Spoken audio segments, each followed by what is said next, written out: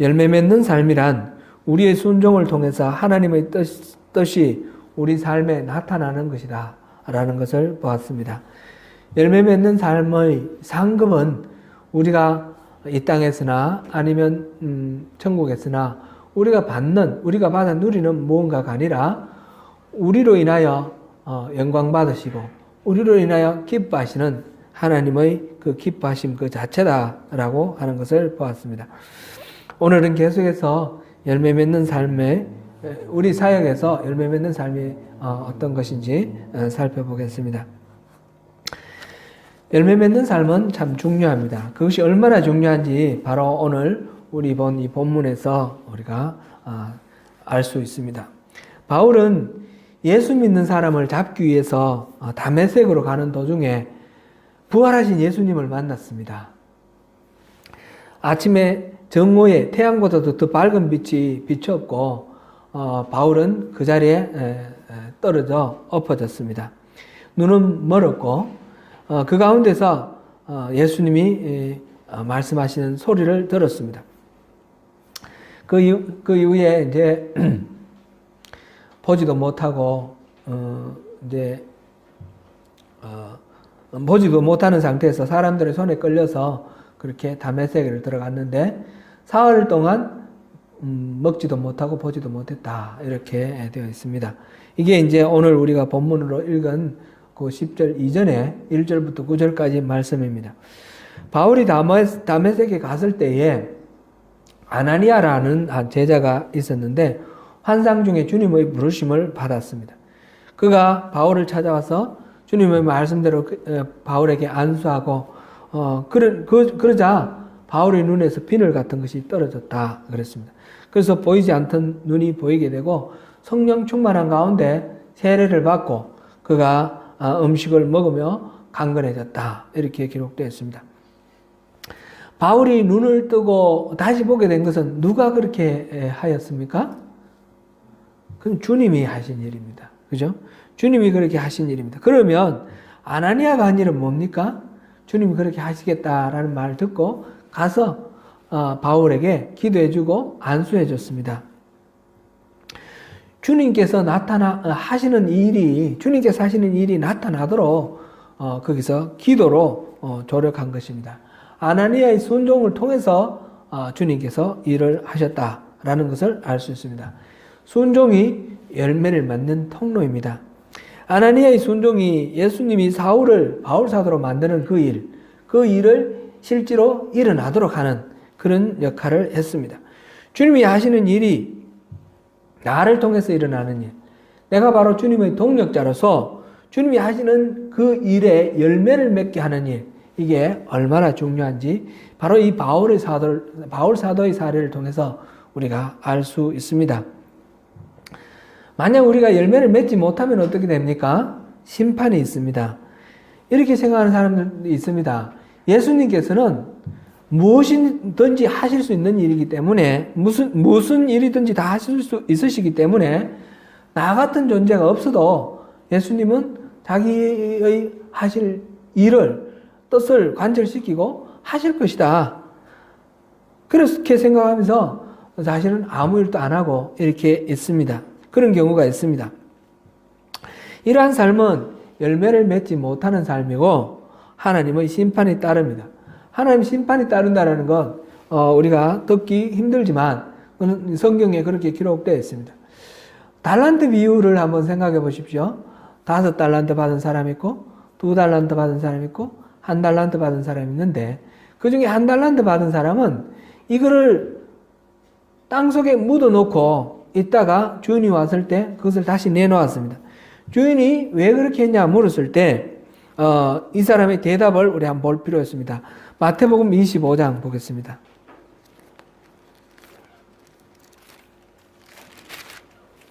마태복음 25장 24절부터 25절까지 우리 한번 읽어보겠습니다. 시작. 1달란트 받았던 자는 와서 이르되 주인이여 당신은 굳은 사람이라 심지 않은 데서 거두고 해치지 않은 데서 모으는 줄을 내가 알았으므로 두려워하여 나가서 당신의 달란트를 땅에 감추어 두었었나이다. 보소서 당신의 것을 가지셨나이다.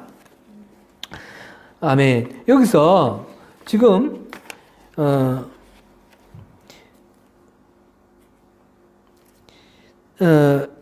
당신은 굳은 사람이라 심지 않은 데서 거두고 해치지 않은 데서 모으는 줄을 내가 알았으므로, 이 말을 다르게 표현해 보면, 주님, 당신은 강하신 능력의 주님이십니다. 그래서 저는 제가 뿌리지 않아도 주님께서 거두실 수 있고, 내가 추수하지 않아도 주님께서 능히 모으실 줄을 알았습니다. 그런 말이 되는 겁니다. 뿌리지 않은 데서 거두고 해치지 않은 데서 거둔다. 그렇게 말했습니다. 모은다. 그렇게 말했습니다. 주님의 능력을 인정하는 굉장한 믿음 같습니다. 그러나 이 사람에 대해서 주인은 뭐라고 했습니까? 악하고 게으른 종아. 그렇게 말씀하셨고, 그 한 달란트도 빼앗고 네가 어두운 데서 내쫓으라 이랬습니다. 이를 내쫓으라 그랬습니다. 하나님께서는 능하신 분입니다. 무슨 일이든지 하십니다. 그러나 하나님이 일하시는 방법, 하나님 능력 발휘하시는 방법은 우리의 순종을 통해서 일을 하십니다. 예수님의 인도하심에 순종함으로써 그가 예수님의 일하시는 그 일의 동력자가 되고 열매를 맺는 그런 기회가 있었는데 그거를 놓쳐버린 것입니다. 재벌들 같으면 돈 잘 벌지 않습니까?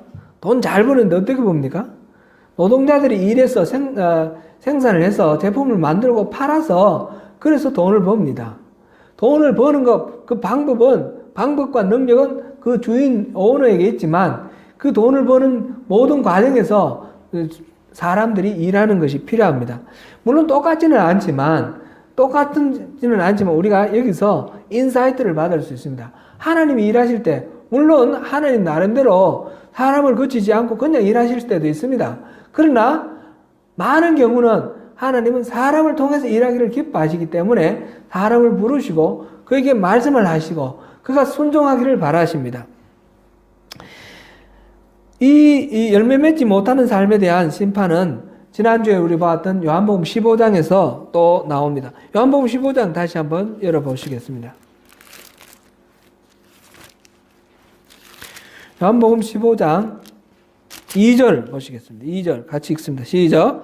무릇 내게 붙어 있어 열매를 맺지 아니하는 가지는 아버지께서 그것을 제거해 버리시고 무릇 열매를 맺는 가지는 더 열매를 맺게 하려 하여 그것을 깨끗하게 하시느니라. 열매를 맺지 아니하는 가지는 어떻게 하신다고요? 제거하여 버리신다고 그랬습니다. 6절 보시겠습니다. 6절 시작. 사람이 내 안에 거하지 아니하면 가지처럼 밖에 버려져 마르나니 사람들이 그것을 모아다가 불에 던져 사르느니라. 가지가 나무에 붙어 있어서 열매를 맺어야 되는데 붙어 있지 않으면 이게 마른다는 거죠. 마르면 이 사람들이 불에 태워버리는 것입니다. 이것이 바로 열매 맺지 못하는 삶에 대한 하나님의 일하시는 방법입니다. 물론 열매를 맺는 가지에 대해서는 더욱 풍성하게 맺도록 여기서 보니까 더 열매를 맺게 하려 그것을 깨끗하게 하시느니라. 영어 성경에서는 프룬이라고 그랬습니다. 이 가지치기를 해서 잘 따듬어서 열매를 많이 맺게 계속 따듬어 준다. 그 말씀을 하셨습니다. 열매를 맺지 못하면 버려지는 것입니다. 우리가 열매 맺는 삶을 산다라는 것은 이거는 옵션을 하는 것이 아닙니다. 우리가 해도 좋고 안 해도 좋고가 아니라 반드시 열매를 맺어야 됩니다. 열매를 맺지 않으면 정말 이게 버림을 받기 때문에 우리의 신앙생활의 목적이 뭡니까? 버림받기 위해서 신앙생활하는 거 아니지 않습니까? 열매 맺기 위해서 신앙생활을 하는 것입니다. 그래서 열매를 맺는 삶, 여기에 대해서 우리가 중요하게 생각해야 됩니다. 열매 맺는 삶을 살기 위해서는 그러면 어떻게 해야 됩니까? 지난주에는 순종해야 된다 그랬습니다. 요한복음 15장 말씀대로 가지가 나무에 붙어 있듯이 항상 붙어 있어야 된다 그랬습니다. 너희가 내 안에 내가 너희 안에 있으면 많은 열매를 맺는다 하셨습니다. 그래서 우리가 주님 안에 거하고 주님이 우리 안에 거하는 그런 삶이 열매를 맺는 비결입니다. 그러면 그게 무슨 말씀입니까? 우리가 주님 안에 거하고 주님이 우리 안에 거하는 그것이 어떤 상태입니까? 그것은 바로 예수님이 사역을 하실 때에 보이셨던 그대로 우리가 주님하고 친밀한 관계를 맺어가는 것입니다. 예수님은 어떻게 하셨습니까? 아버지께서 하시는 일을 보고 행했다 그랬고 아버지께서 말씀하시는 것을 듣고 심판했다 그랬습니다.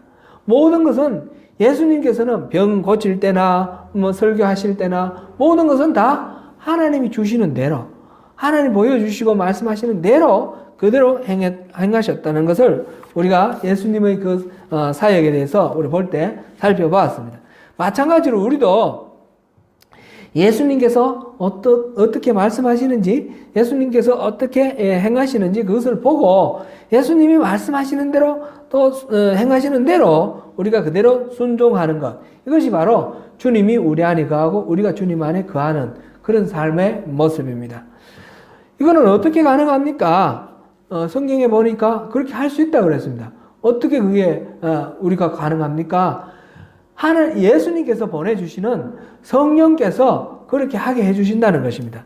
요한복음 16장 우리 보시겠습니다. 16장 14절부터 15절 보시겠습니다. 시작. 그가 내 영광을 나타내리니 내 것을 가지고 너에게 알리시겠음이라. 무릇 아버지께 있는 것은 다 내 것이라. 그러므로 내가 말하기를 그가 내 것을 가지고 너희에게 알리리라 하였노라. 아멘. 여기서 그는 누구예요? 그는 바로 성령님입니다.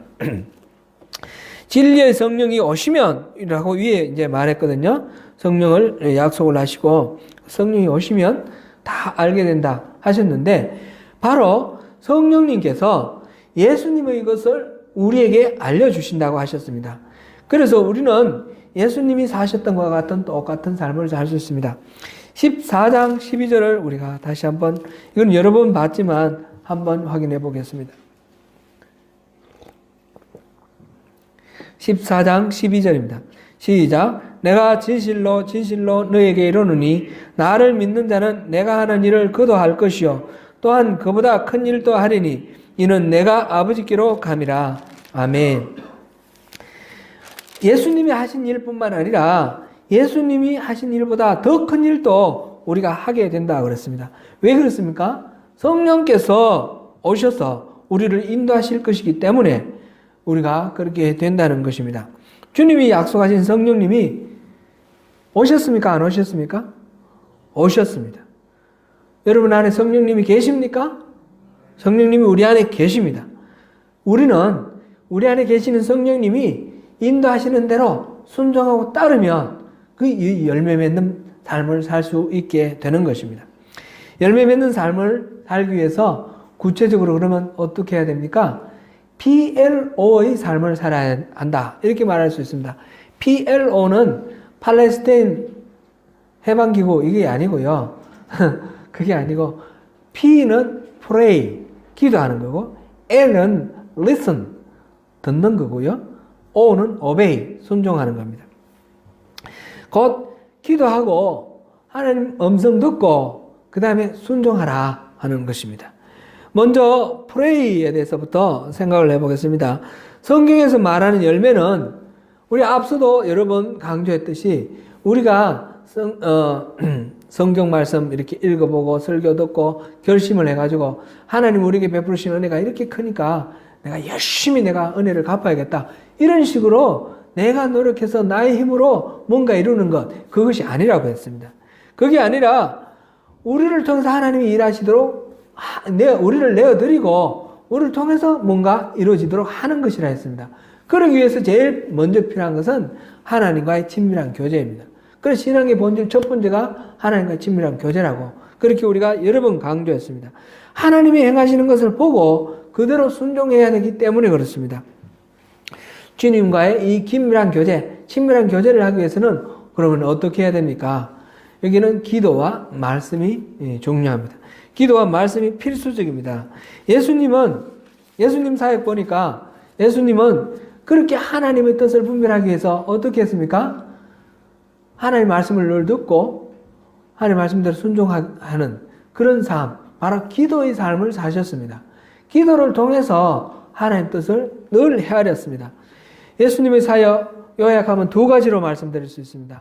뭐라고 그랬습니까? 하나님 나라를 선포하는 말씀 사역과 또 뭡니까?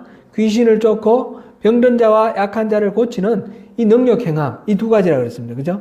근데 이 두 가지는 예수님이 하신 모든 사역에 전부 다 이렇게 말해도 좋을 만큼 중요한 겁니다.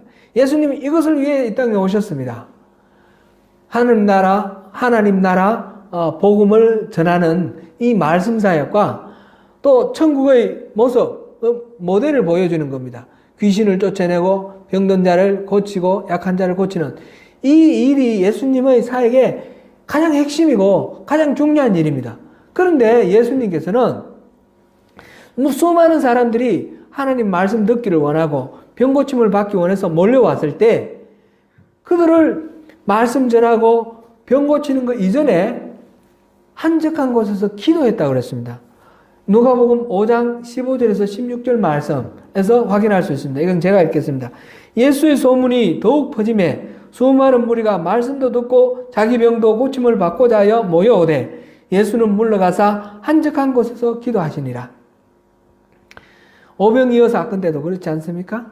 중요한 고비 때마다 사람들이 몰려왔으나 예수님께서는 이때가 기회다 해서 그 사람들에게 말씀을 선포하고 그 사람들을 조직화하고 그 사람 통해서 뭔가 이렇게 기적을 행하면서 뭘 이루시려고 하시지 아니하시고 먼저 뭐 했습니까? 그 많은 사람들을 내버려 두고 한적한 곳에 가서 하나님과 교제하는 기도의 시간을 가지셨다는 것입니다.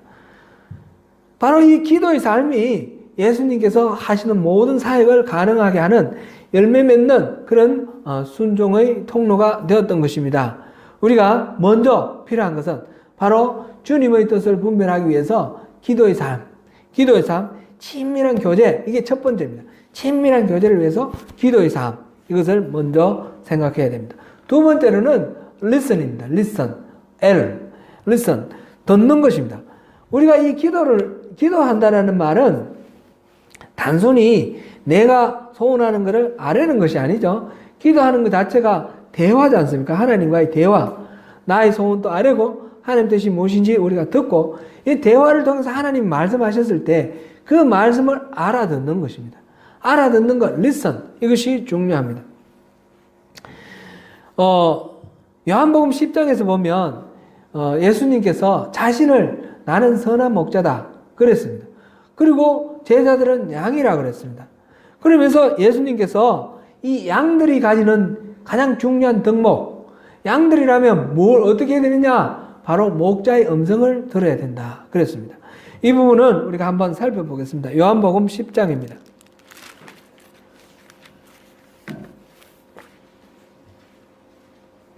요한복음 10장 4절부터 5절까지 한번 읽어보겠습니다. 시작.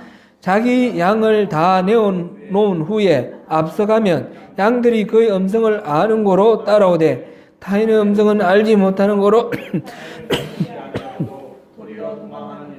아멘.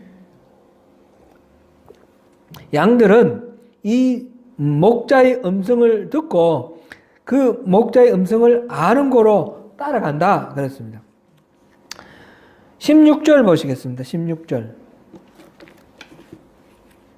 시작. 또 이 우리에 들지 아니한 다른 양들이 내게 있어 내가 인도하여야 할 터인데 그들도 내 음성을 듣고 한 무리가 되어 한 목자에게 있으리라. 아멘. 예수님의 말씀, 곧 선한 목자의 말씀을 듣고 알아듣고 따르는 사람이 처음에는 우리 밖에 있었지만 한 무리가 되는 거죠. 이렇게 말씀을 듣고 따르는 것, 이것이 중요합니다. 27절 보시겠습니다. 27절 시작. 내 양은 내 음성을 들으며 나는 그들을 알며 그들은 나를 따르느니라. 주님의 양은 주님의 음성을 듣는 자입니다. 그러므로 우리가 예수 믿는 사람 아닙니까? 크리스찬 아닙니까? 우리는 예수님을 우리의 구주로, 우리 주님으로 받아들이고 영접하고 따르는 사람들입니다. 그렇기 때문에 주님의 음성을 듣는 것이 필수적입니다. 주님 음성 듣는 것은 이것도 마찬가지로 우리에게는 반드시 필요한 겁니다. 열매 맺는 것이 반드시 필요한 것처럼 주님 음성 듣는 것이 반드시 필요합니다. 주님 음성 듣는 것은 주님이 사람이 말하는 것처럼 얘야 이렇게 하라 이런 식으로 그렇게 목소리를 들려주는 건 아니라는 걸 우리 아시죠? 주님은 영이시기 때문에 이 목청이 없습니다. 그렇기 때문에 우리 귀청을 울리는 소리로 그런 소리로 말씀하시지는 않습니다. 주님이 말씀하시는 경우에 우리가 환청으로 들을 수도 있습니다. 그런 경우도 있지만 그거는 극히 드문 일이고 더 많은 경우는 다른 방법으로 우리가 듣습니다. 우리가 마음으로 듣고 생각으로 듣습니다. 이 마음으로 듣고 생각으로 듣는 방법도 여러 가지가 있는데 나중에 한번 체계적으로 우리 재작년에 우리 새벽 기도 시간에 잠시 했는데 그때는 새벽 기도기 때문에 짧게 했고요. 좀 이렇게 자세하게 다룰 그런 기회가 있을 것입니다. 주로 교회를 통해서 또는 환경을 통해서 또는 직접적인 어떤 방법, 우리 마음의 심금을 울리는 이런 방법을 통해서 이렇게 말씀을 하십니다. 흔히 이제 이 하나님의 음성 듣는 것을 사모하면서 따르는 사람 중에 이런 분들이 있습니다. 하나님 뜻이면 이 일이 이루어지게 해주시고 하나님 뜻이 아니면 이걸 막아주세요. 그렇게 해서 내가 원하는 어떤 일에 환경이 열리면 하나님 뜻이라고 생각하고 열리지 않으면 하나님 뜻이 아니라고 생각합니다. 그런데 이거는 정확한 방법이 아닙니다. 환경은 분명히 하나님이 말씀하시는 방법 중에 하나입니다. 그러나 다른 것하고 이렇게 항상 크로스 체크를 해야 되는데 예를 들어서 여호수아가 가나안 땅을 들어갈 때 그때는 요단강에 모맥을 거두는 시기라서 홍수가 났다고 그랬습니다. 환경적으로는 들어갈 수 없는 그런 상황입니다. 그런데 언약궤를 메고 제사장이 강물에 들어가니까 그 물이 멈췄습니다. 환경이 허락해서 한 것이 아니라 순종하니까 그 다음에 일이 이루어진 것입니다. 환경에 따라서 우리가 뭔가 하나님의 음성을 선택하면 안 됩니다. 예를 들어서 또 하나의 예를 들면 요나가 하나님 말씀 불순종해서 다시스로 도망가려고 욥바로 내려갔더니 마침 그곳에 다시스로 가는 배가 있었습니다. 환경으로 기막히게 그렇게 응답했습니다. 만약 하나님 그런 식으로 응답했다 그러면 그거는 잘못된 판단입니다. 왜냐하면 그것은 요나가 하나님 말씀 불순종하는 그런 길이었기 때문입니다. 실질적으로 바다에서 풍랑을 맞고 이 요나가 이렇게 큰 물고기의 뱃속에 들어와서 다시 돌아와서 니느웨로 가게 되는 그런 경과 과정이 있지요. 그러니까 환경이 열린다. 그렇다고 해서 하나님 뜻이다. 이렇게 판단하면 그것은 안 된다라는 것입니다. 환경은 다른 요인들과 항상 크로스 체크를 해야 됩니다. 어떤 사람은 또 이렇게 말합니다. 하나님이 말씀하신 것은 성경에 다 기록되어 있다. 그러므로 성경에 기록된 말씀만 우리 잘 보고 잘 순종하면 된다. 이렇게 말합니다. 물론 그렇습니다. 하나님 말씀 성경에 다 기록되어 있습니다. 그렇지만 하나님의 말씀 모든 것들이 성경에 다 기록되어 있다고 하고 성경을 열심히 익혀서 그대로 삶 속에 적용해서 윤리적으로 실천하는 것, 이거는 하나님 뜻에 온전하게 순종한다라고 말할 수 없습니다. 예수님께서 이 성경을 기록하셨습니까? 예수님께서 성경책을 남겨놓으신 것이 아닙니다. 예수님이 성찬하실 때 약속하셨던 것이 무엇입니까? 성령님입니다. 약속에 따라서 성령님이 이 땅에 오셨습니다. 그렇기 때문에 이 성경은 분명히 예수님의 말씀에 모든 하나님 음성 듣는 데서 하나님 말씀인가 아닌가 분별하는 기준이 되어야 됩니다. 기준이 되어야 되지만 이것만 가지고 하는 것은 아니고 성령님께서 우리에게 말씀하시는 것을 항상 들으면서 이 성경 말씀에 비추어서 그렇게 우리가 순종을 해야 합니다. 하나님의 뜻을 우리가 잘 듣는 것이 중요합니다. 이렇게 하나님 말씀을 분별하는 것, 이건 성령님을 따라서 우리가 살아가는 것입니다. 우리 안에 계신 성령님께서 항상 우리에게 말씀을 하십니다. 우리가 이것을 무시하고 버리면 점점 하나님이 말씀하시는 것을 목소리를 이렇게 잃어가시고 나중에는 성령님이 소외당하고 성령님이 이렇게 말씀을 안 하시게 되는 그런 결과까지 됩니다. 그래서 말씀을 우리가 듣고 순종하면 순종할수록 성령님이 말씀하시는 것이 더욱 선명하게 들립니다. 그러니까 하나님 말씀 듣는 것은 훈련해야 됩니다. 이건 저절로 되는 것이 아니라 훈련을 해야 됩니다. 하나님 말씀 듣는 거 훈련하는 것도 우리 계속해서 우리가 마음에 두고 해 나가야 되겠습니다. 제가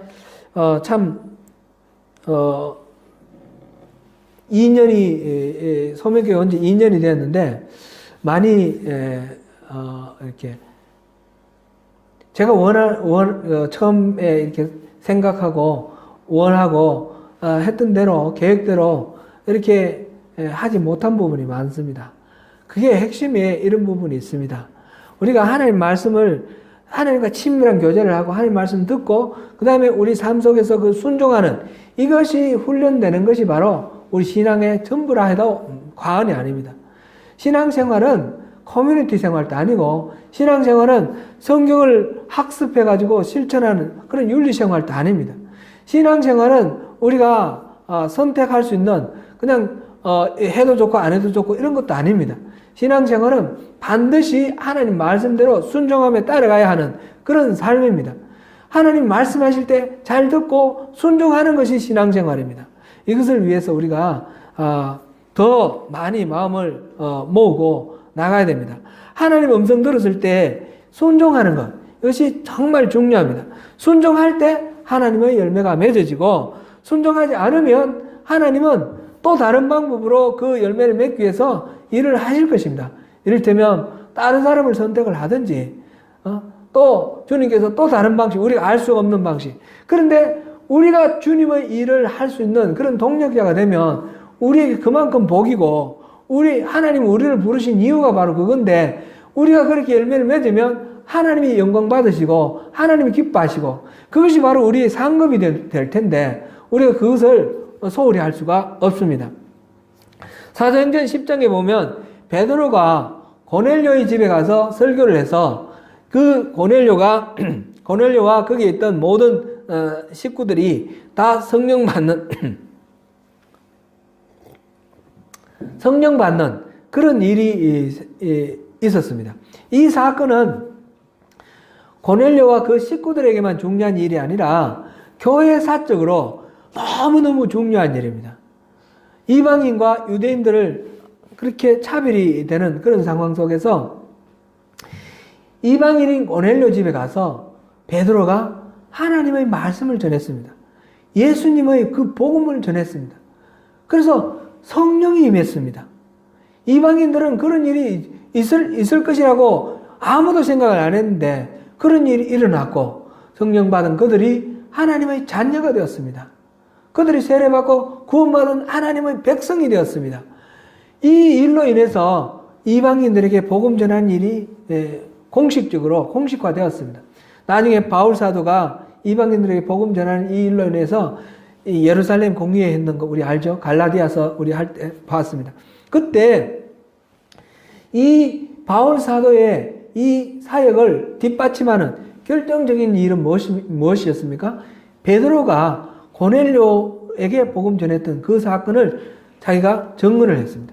그 증언을 하니까 야고보가 성경책을 찾아보고 다윗의 장막을 새롭게 세우겠다 하시는 그 하나님의 말씀 듣고 이방인들에게 복음 전하는 거 우리가 해야 될 일이다. 그렇게 선포를 했습니다. 이 고넬료와 베드로의 이 사건은 우리가 구원받게 되는 그런 중요한 터닝 포인트라 이렇게 말할 수도 있습니다. 그런데 이 일이 어떻게 일어났습니까? 고넬료와 베드로가 기도하는 중에 하나님이 말씀하셨습니다. 고넬료에게는 베드로에게 가서 베드로에게 사람 보내서 그에게 말씀을 들으라 그랬고, 베드로에게는 누가 찾아올 텐데 그를 따라가서 말씀을 전하라 하는 것을 미리 기도 중에 보여주셨습니다. 그 보여주시는 주님의 말씀을 듣고 그들이 순종했기 때문에 이 일이 일어난 것입니다. 베드로가 고넬료의 집에 가는 것은 엄청난 일이었습니다. 우리가 나중에 갈라디아서에서 그 일을 우리가 보지 않았습니까? 그 갈라디아 교인들하고 같이 밥 먹다가 예루살렘에서 온 사람이 왔다는 소리를 듣고 슬그머니 자리를 떠났습니다. 마치 유대인인 베드로가 이방인들과는 어울리지 않은 것처럼 슬그머니 자리를 떠났습니다. 이방인들과 어울린다는 것은 그만큼 위험 부담이 있고 다른 사람들로부터 공격받을 수 있는 그런 빌미가 될 수 있는 그런 일이었습니다.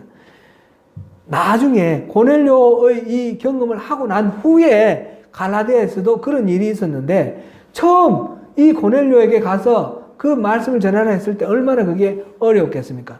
하나님께서 이 여러 가지 짐승들, 그 부정한 짐승들을 보자기에 싸서 내려보내주면서 잡아먹으라 하는 그 환상을 보여주셨습니다. 그 환상을 통해서 부정한 것은 없다. 하나님이 주신 것 중에 부정한 게 없다. 이방인들도 하나님 귀하게 여기는 하나님 백성이 될 수 있다는 것을 확신했기 때문에 다른 사람들로부터 어떤 공격을 받든지 어떤 비난을 받든지 그럴 수도 있다라는 사실을 알면서 담대히 고넬료한테 가서 그 복음을 전했습니다.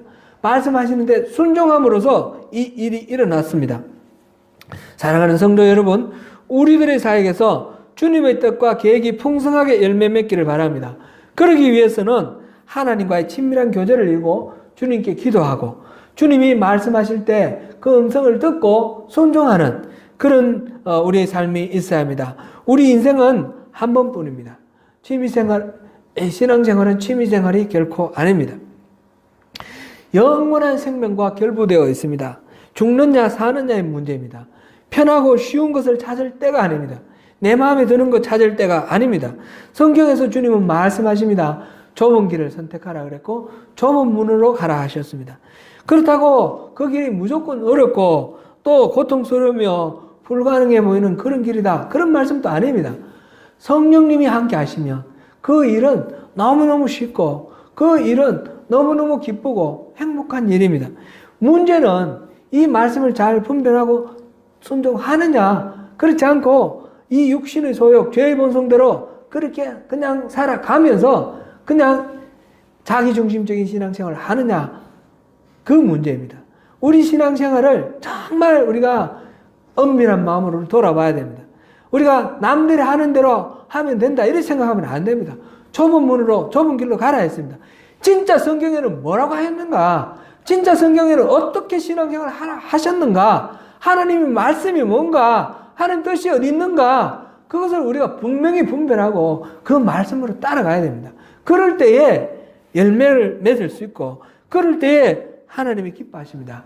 주님이 우리를 애타게 부르고 계십니다. 주님의 음성을 듣고 순종하는 가운데 주님이 맺으시는 이 풍성한 열매, 많이 맺으시는 그런 복된 저와 여러분이 되시기를 축원합니다.